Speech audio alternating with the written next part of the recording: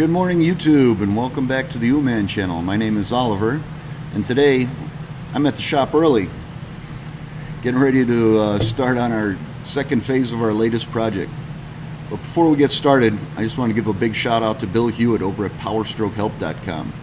If you own a Powerstroke Diesel and don't know about Bill's channel, you need to get over there. Bill's got an extensive and invaluable library of videos which can help you diagnose and repair just about any problem you might come across with your Powerstroke Diesel. So with that, let's get started. After a series of unfortunate events, my son found himself in the market for a new truck. He decided he wanted to get a heavier duty diesel truck. After almost 2 months of searching, he found a very nice 2005 Ford F350 XLT with a 6-liter Powerstroke. The truck was extremely clean, had 137,000 miles on it, fairly new 6-inch lift, and a whole bunch of money in 20-inch weld racing wheels wrapped in Dick's Epic 13.5 35R20s. As it usually goes, if a deal sounds too good to be true, it probably is. Turns out the truck had a blown head gasket, and if you've ever owned one of these, you know that's a very expensive repair. After watching a whole bunch of videos to learn as much as we could about these trucks, finding out what the major fault points on the 6.0 were, and hearing many stories about the financial hole guys who've gotten themselves into chasing problems with these things, we decided that if we're going to do it, we had to do it right and avoid the 6-liter Fugazi, as Bill calls it.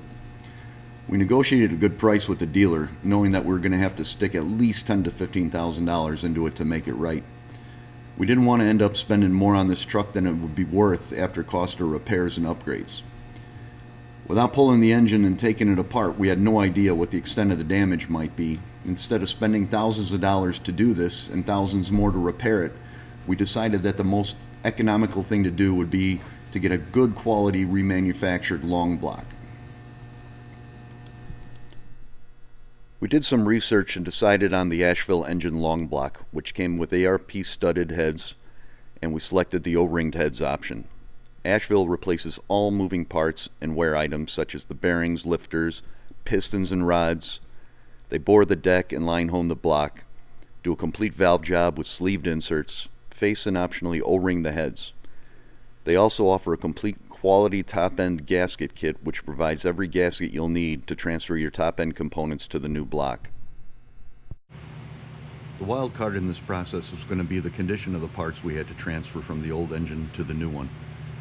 We did not know the condition of items such as the fuel injectors, high pressure oil pump or HPOP, the fuel injection control module or FICM, the turbocharger, and other items.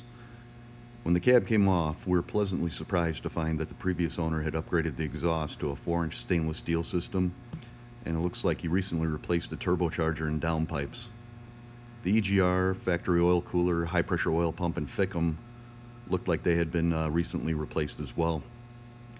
Once the heads came off, we found that the fuel injectors looked fairly new, but hoped that they did not get damaged when the head gasket blew and the truck went full steam locomotive. Looks like the previous owner had been caught in the, almost went full circle in the 6-liter Fugazi, placing just about every major component, and the head gasket was finally the straw that broke the camel's back. That was for you, John. We decided to reuse all these major components and fully bulletproof the engine while it was out. The long block was already ARP studded, so we added a new Bulletproof diesel Billet water pump, replacing the factory unit, which uses a plastic impeller. Plastic impeller is prone to cracking and failing. We also got very lucky and found a used Bulletproof EGR and oil cooler with the external filter and cold weather kit. This kit was over $2,600 new, was only used for about 15,000 to 20,000 miles, and we were able to pick it up for $1,000. A new OEM Blue Spring kit for the low pressure fuel regulator and a few other items were also upgraded or replaced. After putting everything back together came the moment of truth. Once everything was buttoned up and the injectors primed, we fired it up and filled the shop with smoke. It scared the crap out of us. First thought was, what did we do wrong? Turns out the engine was running smooth and sounded great. And then we realized that the exhaust pipe and muffler had filled up with some old coolant and oil from when the head gaskets blew. And after running it for a while to blow everything out, it was running clean as a whistle.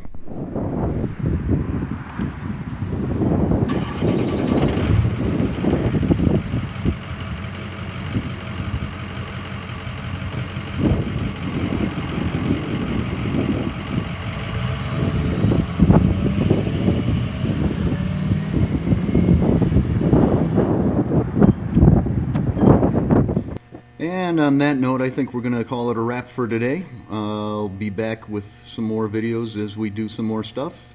And I'd also like to introduce you to my son Brandon, the owner of this truck. How's it going, YouTube? And remember, we're not experts here, but we've taken some good advice from some real good people out there. Don't be listening to the bolt-on power guys and the plug a tuner in and make 1,000 horsepower guys. If you're having problems with your truck, take some good advice and go find guys, reputable mechanics like Bill over at Powerstroke Help, and make sure you get it done right. I will be back another day, and hope you enjoyed the video. Have a good afternoon.